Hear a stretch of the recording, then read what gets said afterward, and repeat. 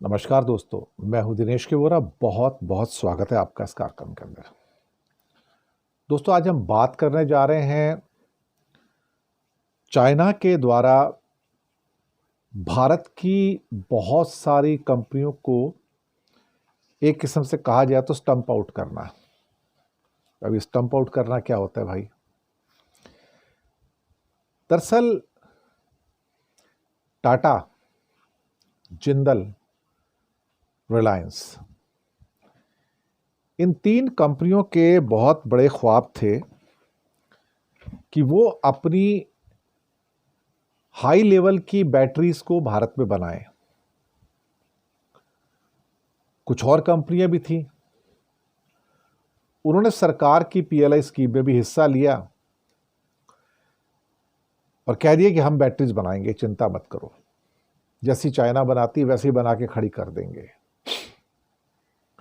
लेकिन अचानक से चाइना ने जुलाई के अंदर एक रेस्ट्रिक्शन लगा दी कि बैटरी मेकिंग टेक्नोलॉजी किसी भी देश को सप्लाई नहीं की जाएगी। और यहां से कंपन शुरू होते हैं। सारे के सारे जो बड़े प्लांट्स आने वाले थे, Reliance industry limited, Exide industries limited, Jindal steel works और टाटा के भी Agratas energy storage solutions private limited, और साथ में Amara Raja energy and mobility. एक बड़ी एम्बिशियस स्कीम बनाई गई कि हम इंडिया के अंदर बैटरी प्रोडक्शन करेंगे। मोदी जी भी यही चाहते थे, लेकिन चाइना के एक्सपोर्ट कंट्रोल्स ने इनकी सारी की सारी जो स्कीमें थी वो दरअसल मिट्टी में मिला दी। चाइना दुनिया का एक ऐसा वाहिद मुल्क है जिसने कुछ टेक्नोलॉजीज के ऊपर अपनी मोनोपोली बनाई, और पिछले 30 साल से जो उनकी मेहनत है रिसर्च एंड डेवलपमेंट की, अब वो उनके काम आ रही है। दुनिया चाहती है कि वो अपनी टेक्नोलॉजी दूसरों को ट्रांसफर भी करें, लेकिन भाई जब उन्होंने क्या कहते हैं कि ट्रिलियंस ऑफ डॉलर, बिलियंस नहीं, ट्रिलियंस ऑफ डॉलर रिसर्च में झोंके, तब तो उनका सपोर्ट करने के लिए कोई नहीं आया था। इन हालातों में जब चीन ने करीब करीब 2.5 से 3 दशक पहले battery technology, solar technology, rare earth के अंदर और सेमीकंडक्टर में जब अपना इन्वेस्टमेंट शुरू किया, तो लोग पहचान नहीं पाए कि भाई ये इतना इन्वेस्टमेंट ये बैटरी वगैरह के ऊपर या बाकी चीज़ों पे क्यों कर रहे हैं। अब चूंकि ये एपिसोड सिर्फ बैटरी से ओरिएंटेड है, तो चाइना दुनिया का ऐसा पहला वाहिद मुल्क बन गया जिसने बैटरी टेक्नोलॉजी के कोर्सेज स्टार्ट किए। Graduate courses, post graduate courses, फिर उसके बाद पीएचडी, और वहां से उनके पास जो हजारों लाखों एक्सपर्ट्स निकले, जिसमें हजारों तो पीएचडी हैं, उन्होंने चीन की दुनिया में एक ऐसे क्षेत्र के अंदर मोनोपोली बना दी जिसके बारे में दुनिया सोचती भी नहीं थी। चाइना को पता लग गया था आज से 20, 25, 30 साल पहले ही कि सारी दुनिया बैटरी की मोहताज हो जाएगी, और जिसके पास सबसे बढ़िया हाई एंड बैटरी टेक्नोलॉजी होगी वो दुनिया पर राज करेगा। वही हुआ। अमेरिका में भी बैटरी टेक्नोलॉजिस्ट नहीं है, बहुत गिनती के, लेकिन इन्होंने जो लिथियम आयरन फॉस्फेट की जो बैटरी बनाई, इसने दुनिया का दिल भी जीता। और ये उससे पहले बनने वाली निकल, मैग्नीज एंड कोबाल्ट ऑक्साइड की जो बैटरी होती थी, एनएमसी को कहते थे, जो महंगी बहुत पड़ती थी, उसके मुकाबले इनकी पॉपुलैरिटी बढ़ी। और आज की डेट में अगर आप देखोगे तो आप पाओगे कि इस दुनिया के अंदर लैपटॉप हो या मोबाइल हो, कैमरा हो या स्पेसक्राफ्ट हो, हवाई जहाज़ हो या फिर कोई भी इलेक्ट्रिकल या इलेक्ट्रॉनिक गैजेट हो, घड़ियां हो या आपके क्या कहते हैं चलते फिरते टैब्स या मोबाइल फ़ोन हो, बिना बैटरी के तो भैया कुछ चलता नहीं है। और किसी ने सोचा नहीं कि ये बैटरी इतना ज़रूरी अंग हो जाएगा कि ये दुनिया के ऊपर रूल करेगा। अमेरिका भी नहीं सोच पाया था, चाइना ने सोचा और अल्टीमेटली चाइना ने विक्ट्री हासिल की।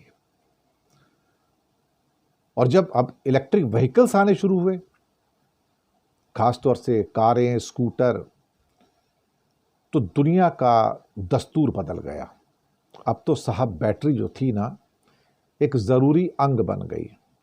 अब तो ट्रक भी आने शुरू हो गए हैं बैटरी ऑपरेटेड। अब आप क्या करोगे? जुलाई के महीने में क्या हुआ कि ये सारे के सारे जो टेक्नोलॉजी ट्रांसफ़र थे एक नई एक्सपोर्ट कंट्रोल लिस्ट के अंतर्गत आ गए। और यहाँ पर जितने वो कंपनियाँ टाटा, जिंदल, रिलायंस जो बड़े बड़े प्लान लेके बैठी थी कि हम चाइना की टेक्नोलॉजी के साथ हम इंडिया के अंदर प्रोडक्शन करेंगे, वो सब मिट्टी में मिल गए। टेक्नोलॉजी ट्रांसफ़र करने से मना कर दिया। अब सवाल ये पैदा होता है कि अचानक से ये डिसीजन हुआ क्यों? क्योंकि चाइना को महसूस हुआ कि अगर मैंने टेक्नोलॉजी ट्रांसफ़र कर दी है तो जो मेरी गोल्ड माइन है ये, जिससे मुझे पैसा कमाना है, वो कैसे कमाऊंगा? ये पैसा अल्टीमेटली मैं कमाऊंगा कैसे ये? अब चाइना इसके अंदर क्या हो रहा है कि अभी इस समय थर्ड जनरेशन की जो है वो बैटरीज निकाल रहा है। थर्ड जनरेशन की इतनी मॉडर्न हो गई हैं। और सुनने में आया कि फोर्थ जनरेशन बैटरीज भी बिल्कुल अब आने लगी हैं। और भारत में जिस जनरेशन की बैटरीज की प्रोडक्शन की बात हो रही थी वो सेकंड जनरेशन बैटरीज हैं, जो कि चाइना अभी शायद नहीं बना रहा है या बहुत कम मात्रा में बना रहा है।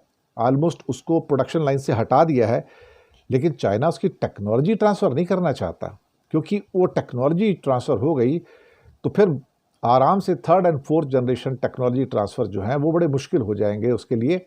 या फिर वो जिस कंट्री को सेकंड जनरेशन टेक्नोलॉजी देगा वो शायद आगे थर्ड जनरेशन टेक्नोलॉजी भी बना लेगा। अब ये पॉलिसी जो थी चाइना की एक रोड ब्लॉक की तरह आई, और वो इंडियन कंपनियां जो ऑलरेडी यानी कि देरी हो रही थी जिनकी प्रोडक्शन में, पेपर वर्क भी हो रहा था, अल्टीमेटली उनकी नींद खुली और पाया कि भैया तो होने वाला ही नहीं है, ये तो पूरा का पूरा ही जिसे क्या कहते हैं कि रुकावट ही आ गई है। कुछ कंपनियों ने ट्राई किया कि यार लिथियम ना सी, चलो वापस चल के फिर निकल, मैग्नीशियम, मैग्नीस और कोबाल्ट ऑक्साइड की बैटरी बनाई जाए, लेकिन वो इतनी महंगी थी तो नॉन स्टार्टर यानी कि स्टार्ट ही नहीं हुई। जैसे कि एग्रेटास जो कि टाटा की कंपनी थी, उन्होंने counts a Chinese-owned Japanese firm AESC as a shareholder, while Amara Raja has a collaboration with the Goshen InnoBat Batteries, a unit of China-based Goshen High Tech for the lithium technology since 2024. लेकिन समस्या फिर ये पैदा हो गई कि ये जुलाई में जो या उससे थोड़ा सा पहले भी जो एक्सपोर्ट कंट्रोल्स आ गए, जो कर्ब आए, जो बंधन आए, मुझे लगता है कि इसने सारी की सारी जो लोगों की स्कीम्स थी ना डीरेल कर दी। अब इंडियन फर्म्स को तो ये टेक्नोलॉजी मिलने वाली है नहीं, ना किसी फॉरेन फर्म को मिलेगी। अब ग्लोबल एनालिस्ट जो हैं, those who are tracking this sector, they have voiced concern over the Chinese stranglehold weighing on the future of battery technology.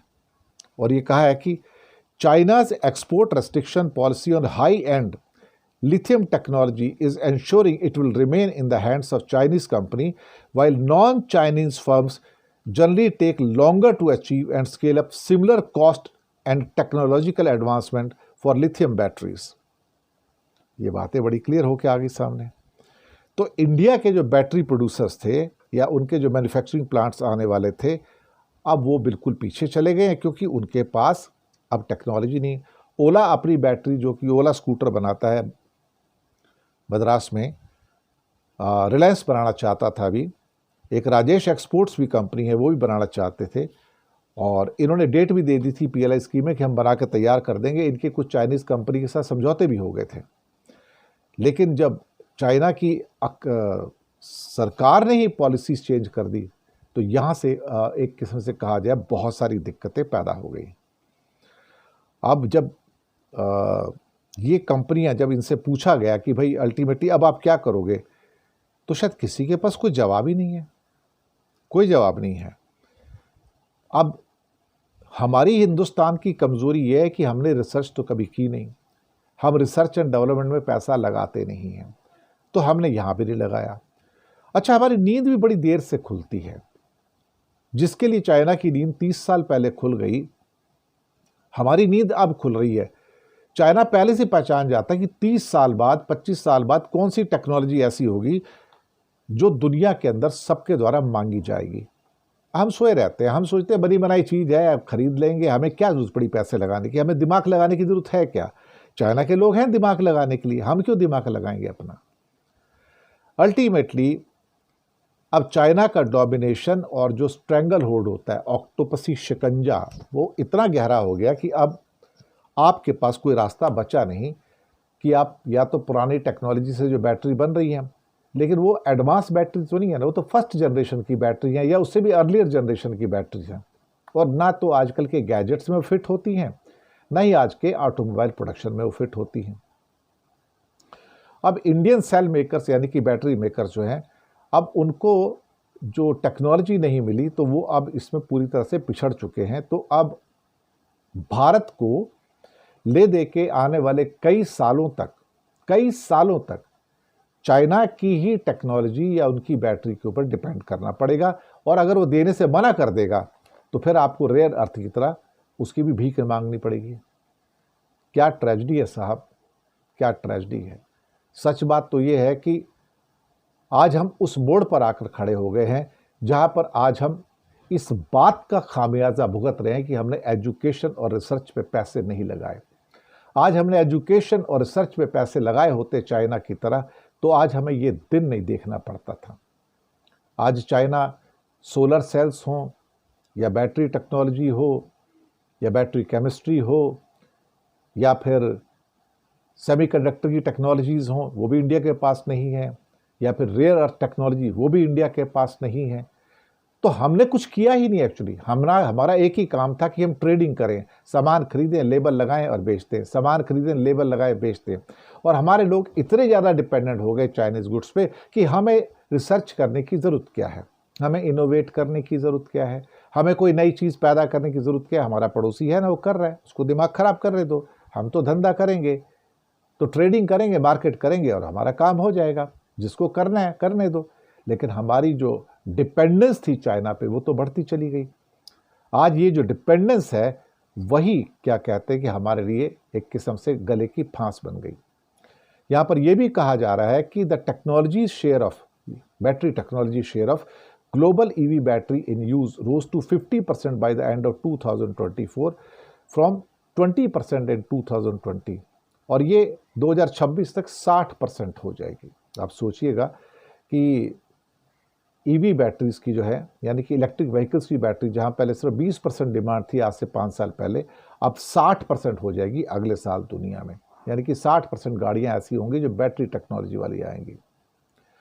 अब ये जो लिथियम टेक्नोलॉजी है, it evolves in the generations with Chinese players already offering 3rd generation batteries to customer and a lab ready 4th generation poised for the future rollout. Due to the controls, Indian firms will largely have to rely on the partnership for 2nd generation battery technologies, according to the experts. इसका मतलब ये हुआ कि अब हम जो भी बैटरियां बना पाएंगे या बनाएंगे भी, वो बेसिकली देखा जाए तो 2nd जनरेशन या 1st जनरेशन की बैटरियां होंगी। अब आप सोचिए कि जो पहले से जो बैटरियां बनती थी निकल, मैग्नीज और कोबाल्ट ऑक्साइड की, they are very expensive and geopolitically sensitive metals like nickel and cobalt are not available in plenty, so making them costlier and more exposed to supply risk. अब हमारे लिए तो एक किस्म से काटो तो खून नहीं, और आज हम उस बात का खामियाजा भुगत रहे हैं बेसिकली, और वो ये कि काश हमने रिसर्च और एजुकेशन के अंदर पैसे डाले होते तो आज हमें ये दिन ना देखना पड़ता था। बहुत बहुत शुक्रिया आप सबका। चैनल को सब्सक्राइब कीजिएगा, हो सके तो छोटी छोटी आर्थिक मदद भी आप कर सकते हैं। नीचे हमने आपके लिए यूपीआई नंबर और बैंक अकाउंट नंबर दोनों दिए हैं। किसी एक को चुनकर छोटी सी मदद करेंगे तो अच्छी पत्रकारिता को बचाने में आप हमारे साथी भी बनेंगे। धन्यवाद।